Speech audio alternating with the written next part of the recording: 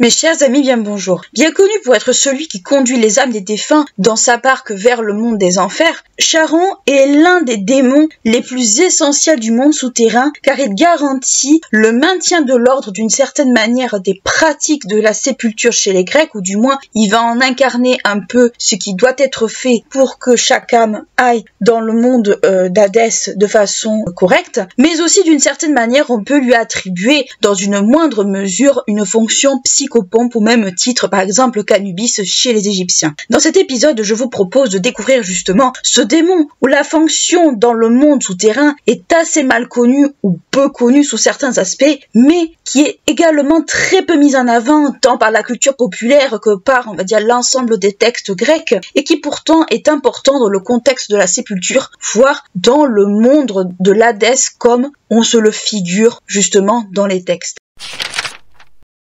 Charon est le fils de Nyx la nuit et d'Éreb les ténèbres ou l'obscurité. Avec sa parenté avec Nyx, Charon est parent dans ce cas-là de Thanatos, enfin il est frère entre guillemets avec Thanatos, l'incarnation de la mort, ou encore d'Ipsos, qui est l'incarnation du sommeil. C'est deux exemples parmi tant d'autres, mais sachez qu'on peut le relier justement à toute la fratrie que Nyx a mis au monde, soit seul, soit avec le concours d'un époux. Charon n'a pas d'épouse connue, ni même d'enfant. Dans les représentations de ce dernier, Charon est dépeint comme un homme âgé, ou voire même un vieillard, très laid, morose, sinistre, un peu acariâtre sur les bords, barbu et vêtu de haillons. Dans le monde souterrain de Hadès, le dieu des enfers, Charon est le noché, ou si vous préférez, celui qui conduit une embarcation, et dans ce cas-là, c'est une barque, et avec cette barque, il fait traverser aux âmes ayant reçu une sépulture correcte, l'Achéron, le Styx, ou encore les autres fleuves du royaume de Hadès. Et cela n'est possible qu'à une seule condition, c'est que ces dernières, donc les âmes des défunts, paient leur passage. En effet, au moment de l'embaumement ou au moment des rites funéraires grecs, on place dans la bouche des défunts ce qu'on va qualifier de obol, c'est une petite pièce de monnaie qui, dans l'idéal, leur permet de payer leur passage, justement, permet de payer Charon. Cela est possible également car dans les rites funéraires, du moins dans certains rites funéraires pour la majorité, pour ne pas dire, notamment chez les Achéens, on brûlait les morts sur des bûchers. Si vous voulez vous donner une idée, prenez l'exemple de dans Game of Thrones ou dans House of the Dragons, quand les morts sont brûlés justement sur les bûchers. C'est un peu le même principe, même si l'idée est un peu différente. Toutefois, ils refusent justement le passage à certains types d'âmes, et notamment celles qui n'ont pas reçu de sépulture adéquat, c'est-à-dire celles qui n'ont pas reçu les rites funéraires, qui n'ont pas reçu un certain nombre de choses, ce qui fait que les corps qui sont laissés à l'abandon n'ont pas le droit justement de passer par la case Charon dans le monde souterrain. Et si vous voulez vous figurer un petit peu cette idée, vous prenez par exemple la pièce d'Antigone de Jean Anouilh, ou même la pièce originale qui justement tourne autour justement de cette idée de sépulture non rendue à deux personnages de la pièce. Si on regarde les sources, ou du moins les textes que l'on connaît, Charon est majoritairement absent des textes les plus anciens, et notamment des textes homériques. Donc les textes homériques, ceux sur lesquels on se base très souvent, le plus souvent pour ne pas dire par rapport à la mythologie, mais ça reste un personnage assez connu, notamment dans le théâtre. Donc on peut supposer que c'est un personnage qui est relativement jeune, relativement récent, et c'est le cas notamment dans le théâtre athénien, ce qui montre que dans une certaine mesure c'est un personnage qui est récent, qui est assez populaire, mais qui n'a pas une ancienneté aussi marquée que d'autres personnages de la mythologie, mais que c'est un personnage qui a été introduit relativement tardivement, où la création du personnage date de bien après les textes homériques, bien après la théogonie, etc., etc. Toutefois, Charon apparaît principalement, ou du moins c'est le texte qu'on lui connaît le plus, dans l'Énéide de Virgile, où ce dernier va avoir plus ou moins une certaine place, à savoir qu'on va le retrouver justement dans ces textes, car ce sont des textes qui relatent la descente de Énée dans les enfers afin que ce dernier rencontre son père. Donc ça va être, on va dire, le texte le plus emblématique qu'on va accorder à Charon, même s'il y en a bien d'autres, mais à l'époque de l'Antiquité, ça va être ce texte-là. Alors Virgile, c'est plus chez les Romains que chez les Grecs, mais on va le retrouver justement qu'à partir de ce moment-là, ou du moins ça va être le texte qu'on va lui associer le plus. En dehors de Grèce, Charon se retrouve également chez les Étrusques, où il est représenté cette fois-ci avec des ailes et un maillet. Et ça devrait vous faire écho justement avec une certaine représentation qui nous est maintenant très familière, à savoir que bien plus tard, ce dernier va garder ses fameuses ailes et on va lui attribuer à Charon une image d'ange de la mort, éclipsant ainsi Thanatos, qui est la représentation de la mort chez les Grecs en eux-mêmes, et où il va être connu cette fois-ci, Charon, sous des noms de Charos ou de Charontas. Donc, ce qu'il faut comprendre en fait dans tout ce que je viens de vous raconter par rapport à Charon, c'est que d'abord, ce n'est pas une création ancienne. Ce n'est pas un personnage ancien comparé à beaucoup d'autres. C'est un personnage qui est assez récent dans le monde mythologique grec. C'est un personnage qui a été surtout popularisé avec le théâtre athénien. Donc, on voit qu'il y a quand même un décalage entre certains personnages que nous avons déjà traités et celui-là. Autre fonction qu'on pourrait accorder à Charon, c'est également cette image d'entité, parce que ce n'est pas une divinité, c'est un démon, c'est un esprit, c'est un génie, c'est une entité psychopompe. Si on prend l'exemple d'Anubis qui a accompagné les morts d'un point A à un point B avec la connaissance des formules adéquates jusqu'au tribunal d'Osiris, ben là on peut dire que c'est à peu près la même chose dans une moindre mesure, dans le sens où Charon accompagne les âmes qui l'ont payé, parce qu'il y a une fonction pécuniaire derrière, les âmes qui l'ont payé d'un point A à un point B, et ça veut dire traverser les fleuves justement qui sont propres au monde souterrain sans être inquiété et pouvoir accéder à l'étape suivante. Donc on peut dire qu'il a une fonction psychopompe d'une certaine façon, mais il a aussi une fonction également de maintien de l'ordre, dans le sens où les âmes qui n'ont pas reçu de sépulture, qui n'ont pas reçu les rites adéquats funéraires, ne peuvent pas avoir, on va dire, l'honneur, l'opportunité de monter dans sa barque et accéder à l'étape suivante. Il y a un temps, on va dire, de purification, ou un temps, on va dire, d'errance plutôt, un temps d'errance qui fait que ces âmes doivent attendre une centaine d'années avant d'avoir le privilège de monter dans sa barque. Donc on voit que Charon a une fonction quelque part de maintien de l'équilibre. Alors c'est peut-être pas forcément la fonction numéro 1 de ce personnage, mais c'est un personnage qui est quand même essentiel car il garantit justement cette espèce de maintien, et la fonction psychopompe qu'il occupe n'est pas une fonction qui saute aux yeux de prime abord, mais c'est une fonction qu'on peut lui accorder dans le sens où c'est lui qui accompagne les âmes, c'est lui qui fait en sorte que ces dernières puissent traverser le Styx, l'Achéron et tous les autres sans trop de problèmes pour accéder à l'étape suivante dans le monde de Hadès. Donc on voit qu'il a quand même une fonction qui est assez importante, si je peux dire ça ainsi, et les sources, c'est vrai, ne nous renseignent pas énormément sur la fonction de Charon. On sait simplement que c'est un personnage qui est assez sinistre, on va dire assez antipathique, si on peut, on va dire, le caractériser ainsi, mais il a une fonction importante quand même, et c'est cette fonction qu'il faut bien avoir en tête quand on pense à Charon et à cette image de barque. Et cette image de barque, elle se retrouve beaucoup chez les Égyptiens, mais là on la retrouve aussi. Donc on voit qu'il y a, on va dire, un caractère essentiel de Charon justement dans cet univers du monde souterrain de Hadès, et cet univers qui est à la fois très sombre, très complexe, mais où un certain maintien de l'ordre est nécessaire.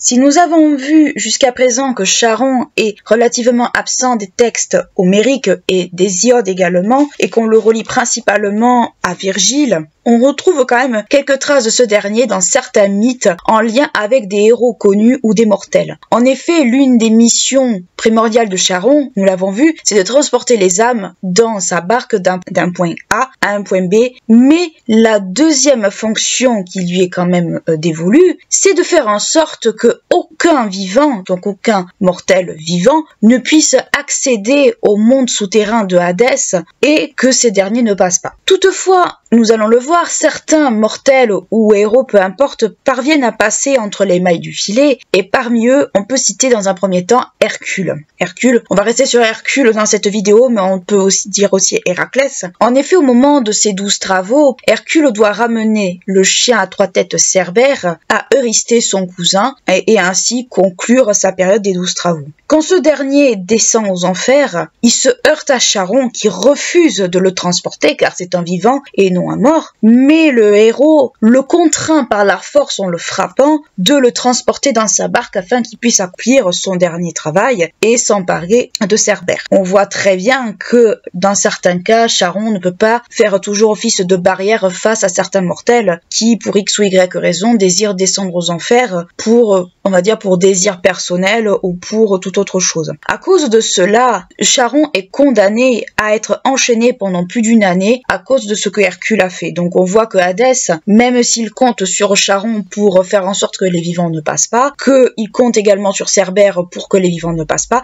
ça ne marche pas toujours. Mais avant Hercule, il y a eu un autre héros bien connu des Athéniens qui a également fait ce petit voyage, c'est Thésée. En effet, Thésée a eu un peu la mauvaise idée de vouloir kidnapper Perséphone et pour cela, lui aussi va descendre aux enfers, mais il ne parvient pas à faire son sinistre larcin et il se retrouve coincé aux enfers. Et il doit attendre l'arrivée de Hercule qui arrivera bien plus tard pour que celui-ci soit libéré des enfers avec Alcestre et pour pouvoir ainsi regagner le monde des vivants. Donc on voit très bien que les héros, même eux, ont eu une place ou du moins ont essayé de pénétrer dans le monde des morts avec plus ou moins de succès pour en ressortir par derrière. Donc on voit très bien que le fait de vouloir descendre aux enfers n'est pas toujours, on va dire, synonyme de bon augure. Et à côté de ces héros, on peut citer le cas par exemple de Psyché qui est un cas assez particulier puisque Psyché est également descendu dans le monde souterrain pour demander à Perséphone non pas un désir, on va dire quelconque, mais elle va demander à la reine des enfers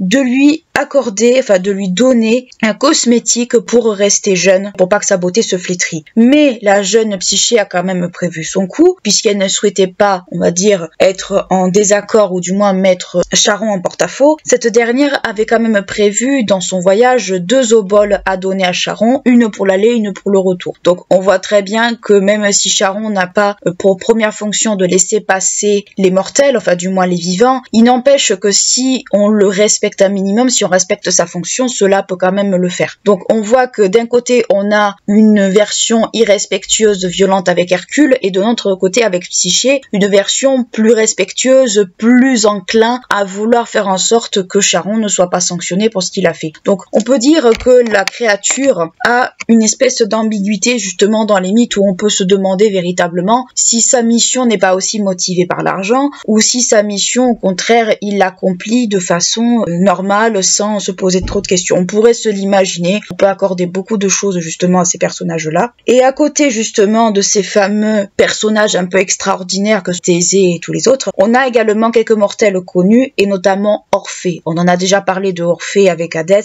Je rappelle très brièvement que Orphée a réussi à charmer à la fois Charon et Cerbère pour que celui-ci puisse passer et accéder au monde souterrain et plaider sa cause auprès de Perséphone et de Hadès, à savoir que ce dernier souhaite remonter à la surface avec son épouse décédée Eurydice, car cette dernière est morte suite d'une morsure de serpent. Donc on voit que dans certains cas, on peut éventuellement se dire que Charon n'est peut-être pas le personnage le plus inflexible qu'on peut se l'imaginer, mais ça reste une image qu'on peut lui accorder au fil des mythes et au fil des lectures. Dans l'Énéide, c'est un peu différent, parce que l'Énéide de Virgile relate en fait plus une recherche d'un personnage comme plein d'autres. Et dans l'Énéide, c'est notamment le héros Énée qui lui par contre descend aux enfers dans le but justement de rencontrer son père, mais ce dernier fait preuve de respect envers Charon comme Psyché avant lui, à savoir il accorde une obole à Charon pour que ce dernier puisse passer et rencontrer son père. Donc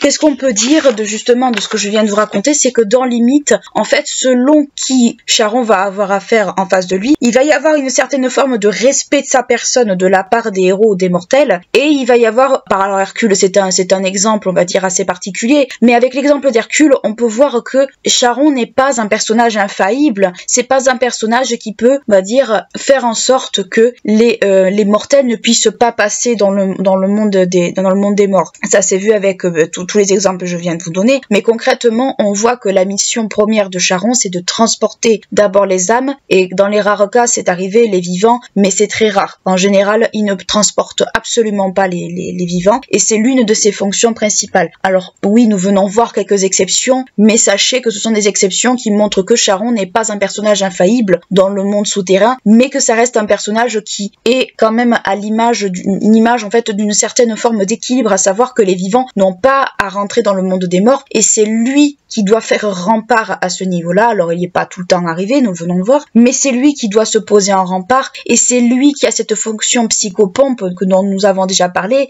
notamment avec les morts, mais avec les vivants, il va faire la même chose, mais à contre-cœur. Donc on voit que il y a une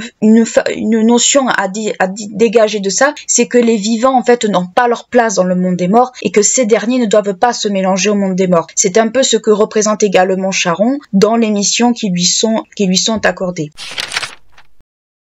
Nous avons vu que Charon contribue au passage des âmes vers le monde de Hadès, le dieu des enfers. Cela fait de lui une entité psychopompe, et ce dernier bénéficie de l'aide d'une divinité de l'Olympe, à savoir le dieu Hermès, considéré comme le messager des dieux, mais pas que. Il est aussi considéré comme une entité psychopompe dans une certaine mesure. Hermès escorte alors au moment de leur mort, bien avant Charon, les âmes des défunts pour que Charon puisse les prendre en charge une fois que Hermès le lui amène. Dans sa fonction première, comme nous l'avons vu et que je le répète, Charon doit amener les âmes jusqu'à une espèce de salle du jugement où des juges vont décider, selon comment le défunt s'est conduit durant son vivant, si ce dernier peut aller d'un côté dans les Champs-Élysées pour les bonnes âmes et de l'autre côté du Tartare pour les pécheurs. Et pour ceux qui sont un peu entre deux, dont les Rèbes, mais ça nous en avions déjà parlé. Toutefois, il faut bien avoir en tête que le monde de Hadès, qu'on appelle l'Hadès également, est un monde qui est régi par ses propres règles, par ses propres façons de vivre, si on peut dire ça ainsi, et c'est le dieu Hadès lui-même qui décide comment le monde qu'il gouverne doit être dirigé. Donc il faut bien comprendre une chose, c'est que Charon, dans cette personnification de la notion de psychopompe, n'est un rouage en fait dans cette machine que constitue justement le monde souterrain chez les Grecs, mais ça fait partie de ces entités qui ont un rôle essentiel dans le sens où les divinités psychopompes, comme par exemple Hermès dans une certaine mesure, ou bien Charon, sont des divinités qui sont essentielles dans le sens où elles sont là pour protéger les âmes des défunts, pour les amener d'un point A à un point B et pour passer ensuite à l'étape suivante. Le but étant que chaque âme puisse aller dans la section du monde souterrain qui lui est due ou qui lui est attribuée. Donc ce qu'il faut bien comprendre quand on parle de Charon, c'est qu'il a en fait une caractéristique qui est presque neutre dans ce monde-là, puisqu'il n'est ni bon ni mauvais. Ce n'est pas lui qui s'occupe en fait de cette répartition, ce sont des juges qui s'en occupent, au même titre par exemple que chez les Égyptiens, mais ça fait de lui quand même un rouage essentiel dans justement cette machine que constitue le monde souterrain chez les Grecs. En conclusion, ce que nous pouvons dégager de tout ce que nous venons de dire de Charon, c'est que c'est un personnage qui malheureusement est très peu mis en avant et qui pourtant a une place essentielle. Nous venons de le voir, Charon a une place psychopompe au sein du monde souterrain et très souvent il est accompagné de Hermès, qui est le dieu psychopompe presque par excellence dans le monde grec, dans le sens où c'est lui quand même qui, plus ou moins avec ou avant Charon, va accompagner les âmes dans le monde des mortels. Je rappelle que en plus d'être messager des dieux, Hermès est aussi le dieu des carrefours et le dieu des voleurs. Bon, dieu des voleurs c'est autre chose, mais dans sa fonction de dieu des carrefours, ça va être dieu des carrefours entre principalement le monde des vivants et le monde des morts. C'est un dieu en fait qui s'inscrit au même titre que Charon, et on l'a vu au même titre avec Anubis, dans ses fonctions psychopompes qui est dévolue à certains dieux. Certaines divinités, nous l'avons vu tout au long de beaucoup d'épisodes, ont des fonctions quand même qui sont des fois aux antipodes des fonctions qui leur sont attribuées d'entrée de jeu. Et bien pour Charon c'est la même chose. On le voit très bien que c'est une créature qui a pour fonction de faire barrage entre le monde des vivants et le monde des morts, à savoir que aucun des deux ne doit se mélanger et que tout doit rester à sa place. C'est une des fonctions que l'on pourrait dégager de Charon, qui n'est pas toujours très mise en avant. C'est principalement plus l'aspect ange de la mort ou ce genre de choses qui va être mise en avant par rapport à lui bien plus tard, et notamment chez les Étrusques, mais c'est une personnalité du monde souterrain qui a une fonction quand même très précise et surtout qui a une fonction extrêmement primordiale dans cet univers qu'on qualifie de sinistre, humide, peut-être un peu inquiétant, qui constitue justement l'Hadès et donc le monde des morts de Hadès, le dieu, qu'on parle pas de l'endroit en lui-même mais du dieu, et qui fait que on peut justement creuser encore un peu plus cette fonction psychopompe avec Charon. Là, j'ai essayé un peu de vous dresser un portrait de Charon avec ce que j'ai pu récupérer ou du moins ce que j'ai pu recueillir dans les lectures et dans les articles que j'ai pu consulter, mais c'est vrai que ce n'est pas une personnalité qui suscite, on va dire, des vocations dans la recherche, et c'est très dommage car c'est une personnalité qui mériterait qu'on le restitue un peu plus dans ses fonctions d'entité psychopompe, dans ses fonctions d'entité un peu d'équilibre justement entre deux mondes, au même titre que Hadès qui maintient l'équilibre de l'ordre dans son monde à lui. J'espère en tout cas que ce petit épisode sur Charon vous aura plu. Ça n'a pas été un épisode facile car il y a très peu de choses, très peu de sites sérieux qui parlent véritablement de lui sans trop se répéter parce que beaucoup de choses se répètent malheureusement. J'espère en tout cas qu'il vous aura plu, qu'il vous aura intéressé, que vous aurez un peu découvert peut-être ce personnage qu'on connaît un peu au travers de la culture populaire vite fait, notamment avec le jeu vidéo Hadès par exemple, où on peut croiser Charon éventuellement, mais c'est vrai que ce n'est pas la créature la plus populaire de la mythologie grecque, et c'est bien dommage parce que je trouve que c'est un personnage qui mériterait de susciter beaucoup plus, on va dire, d'intérêt que ce qu'il en suscite. J'espère que l'épisode vous aura plu, n'hésitez pas à liker et clocher la vidéo si elle vous a plu, à vous abonner à la chaîne si ce n'est pas encore fait. Moi je vous dis à très bientôt pour un nouveau podcast et d'ici là prenez bien soin de vous.